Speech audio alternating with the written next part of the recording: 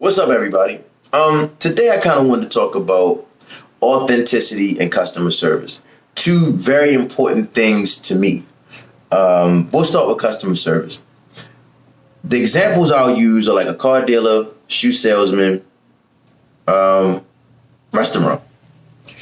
When you come into any of these establishments, if you choose to patronize a restaurant or you choose to go to a car dealership, a lot of times you've already made your mind up as to what you want. Not more so a restaurant, maybe a shoe store is better. But a lot of times you've made your mind up as to what it is you want to go in there and purchase. So those are easy sales. I think every salesman lives for those sales. All I got to do is tee it up and you'll buy it. But other times you may not know what you need. You may not know what you want. You may know that you like this certain vehicle, but you may not know too much about that vehicle and you want to know more about it. Does this particular vehicle accommodate the pain points that you have? You got 4 kids. You need to make sure that they have enough space and they can watch a DVD while you're taking road trips with the family. I don't know.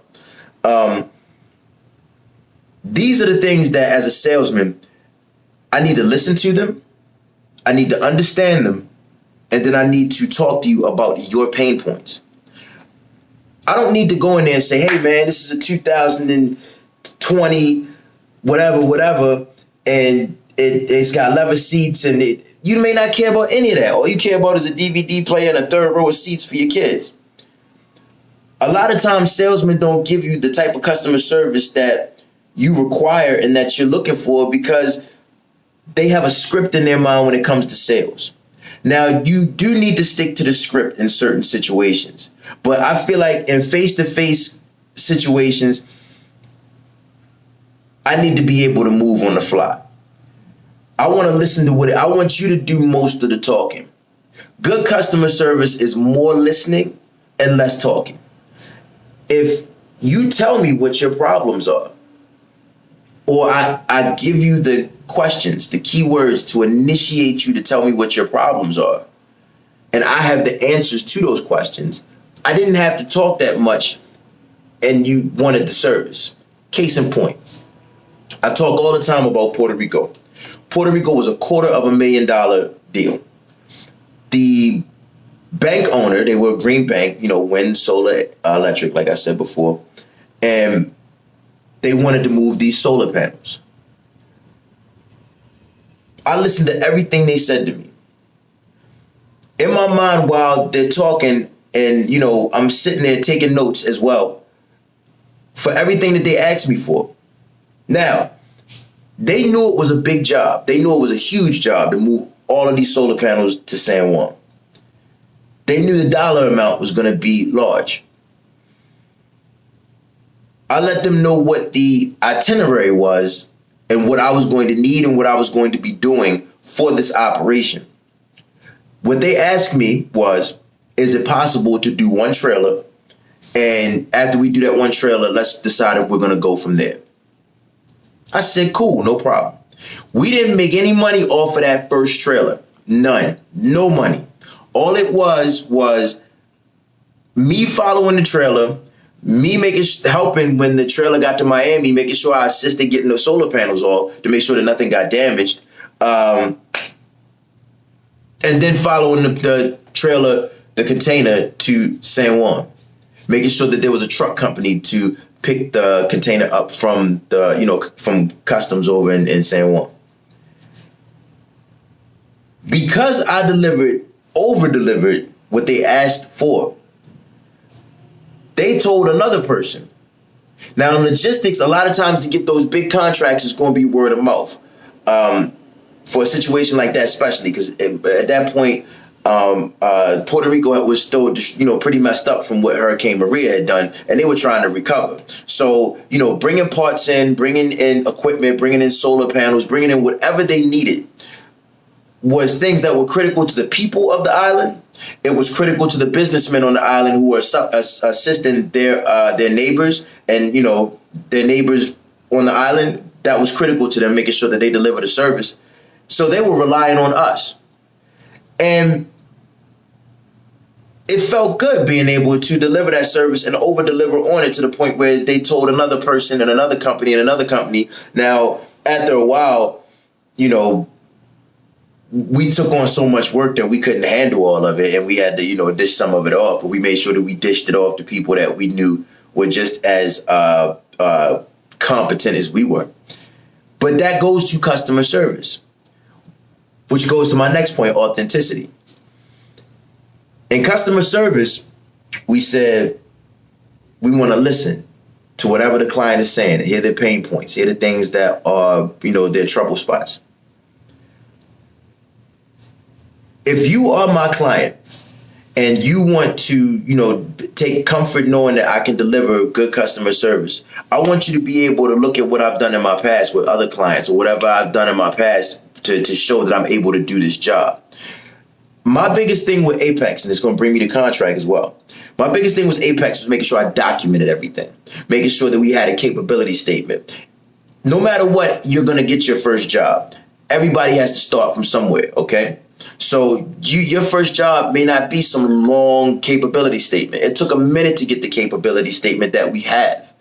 But the thing I will say is this. People knew I had a history in logistics. People knew I had a history with trucks. People knew that I was building a history with freight brokering. They gave that a shot. Now, the capability statement was still small. And again, capability statements really only matter in government contracting, but I won't say that because a capability statement to me is a resume. So I can give that to a client who is a private client and let them see everything I've done. And then they'll automatically think, well, hell, if he did this for the government, what can he do for my private business? I'll let this guy do the work for me. Now, I made sure I documented everything. As a business owner, make sure you document everything, your successes and your failures. I've had way more failures than I've had successes. I've made mistakes. I've had things happen where I will say I underestimated what a potential situation could be and made a mistake. I feel like my mistakes are just as valuable as my successes because my mistakes let you know, how did I recover? Did I make any mistake that I made? Did I fix it? Those things matter to a client who's potentially getting ready to do business with you. Nobody's perfect. If you try to come off as perfect, now you look inauthentic, right? Now, I documented everything with Apex. Bring me the contract. Contract, I'm basically asking people to trust me to tell them how the government contract and the freight broker. But it's not just me talking about it. You can go back and look at all the documentation that I've done so that you know that there's something to back up everything that I'm telling you. If I'm telling you, you might want to make this move instead of that move, you can say, okay, he might have seen that before. Okay, I believe it, and I'll make this move instead of going that way. I want you to learn from the things that I've done that were successful and that could help you. I want you to learn from the things that I did that weren't so successful so it can help you. So authenticity is a big one to me. I also believe that if you worked for that dollar, whether you spend $1 or $1,000, you worked for that dollar. So I'm going to respect your money. If you spend $1 on Apex or you spend $1 on Contract Fortune, I want to make sure that I'm giving you every single cent of that dollar. You want to learn about this? I'm going to teach you about that. You want to hear about how to freight broker? I'm going to teach you how to freight broker. So there are competitors in my field. Some of them, I don't disparage anybody. I want everybody to win, and I want everybody to be successful. I hope that those that are going to take a class or those that are going to watch a webinar, that you go to the person that best suits you, the one that you feel comfortable with, the one that you feel like is going to teach you the most. And do your due diligence on the history of that person and that company so that you know that you're learning something of value. And so that was my biggest thing with customer service and authenticity. I want to make sure that I come from an authentic place and that, when you get me, you're getting all of me. You're getting the most purest form of me. And the knowledge that I'm giving you is direct firsthand knowledge of what it is. A lot of people have not done international solicitations. I'm using this as an example. A lot of people haven't done international solicitations. The U.S. Embassy, Army bases over in other countries, those are United States territory. That's U.S. soil. So that counts as, as the United States. So when you do business over there, you may provide the service here and then ship whatever it is you're shipping over there, but it's still U.S. ground, that's U.S. soil. And to do solicitations internationally, it takes patience. It takes immense amount of detail. Like, you have to pay attention to the smallest details. But once you have that experience under your belt, the pool dwindles down because it's not that many people that can handle international business. Now, the big companies always can handle the international stuff, but you as a small government contractor, if you can get yourself into doing international solicitations, the pool shrinks and you're in a small club of people. So be authentic. Make sure that you're delivering great customer service. Make sure that as you build your business that you listen to people. Listen to what it is that bothers them. Listen to what it is that they need to have resolved. And you'll win every time. So that was it. That's more or less it. Just, authenticity and customer service was just on my mind. So I hope everybody has a great day. Enjoy your weekend. Be safe out there.